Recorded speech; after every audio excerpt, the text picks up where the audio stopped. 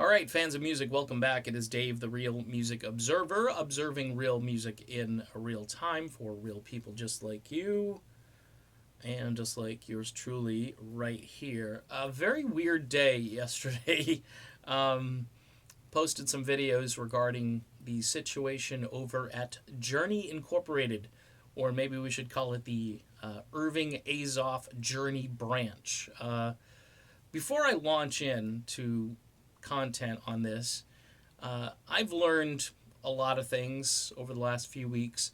One of the things that is completely clear now is that Journey is no longer a family. You know, if you hear the words to the song faithfully kind of rolling in the background, uh, Journey is no longer really a family on the road, kind of struggling through together. This is a business, this is a machine.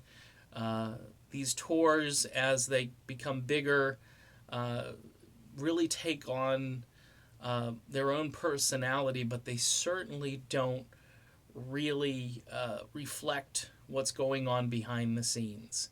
And I can tell you that when Journey used to be on the road, people got along. The wives got along well. The band members, I think, actually did speak to one another in a meaningful way, not through a liaison or an attorney or something like that. There's a lot of stuff, folks, going on behind the scenes, which Neil Sean alluded to, and he also has a book coming out now. We've learned that. His book will come out next year. And I know a lot of people think Neil is just doing this whole Me Too thing, not that other Me Too thing, but just like, hey, John had a book, Me Too. John had a solo album, Me Too.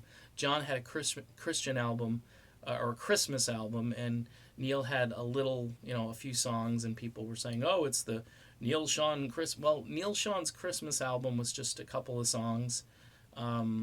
And a lot of people thought he was kind of playing a game there. And Neil's had a lot of this stuff, I think, in the works for a lot longer than people realize. And I think when other people found out about what he was planning to do, they kind of did their own thing and threw it together quickly. I mean, a computer-generated album, sitting in your home with Pro Tools and so forth, and cranking it out if you've got some rough ideas isn't really that difficult to do these days. And it really shows, it reflects, because the quality of those albums, uh, I listen to them and I'm sitting there going, okay, this just really isn't very good music, and I could spend my time listening to so many other things, and this was a waste of my time. So, getting back to the premise of what happened yesterday, though, we have the security detail, people telling me that they have all these rules that they have to rigidly follow, and that somehow they can't bend the rules for Neil Sean's wife, who has been, I guess, on tour for 8 or 9 years or something like that. That's what I was told. And if they didn't know who she was, they say, oh, well, they brief the security team, then they go out there and, okay, well, here's a picture of Neil's wife. And the thing that Ultimate Classic Rock did yesterday was they posted somebody's little meme where they wore a poster board, and they had a picture of Neil's wife with the caption, founder's wife, band member's, wife. And it really tells the story of what this issue is. Last night at Fenway Park, I've seen some of the footage. Neil's wife was on, the side of the stage. She was hanging out with a couple of guys from Cheap Trick, which this is the way it ought to be. This is the kind of access that you would think she would have. So I don't know why this is like breaking news that she's able to do these things. Breaking news part for a lot of people who aren't on the inside of this is that I think the team, meaning Irv Azoff and his bunch, probably feel a little threatened by the quality pictures that are coming in, the quality videos, and how Neil pretty much has his own little promotions arm, which I don't know why that would violate any of Neil's contract or would hurt Journey in any way. They're selling out large stadiums, okay? Full house last night at Fenway. I know Tampa is sold out. Houston is sold out. Nashville is sold out. This is right now the 19th highest grossing tour of anyone this year so far, you know.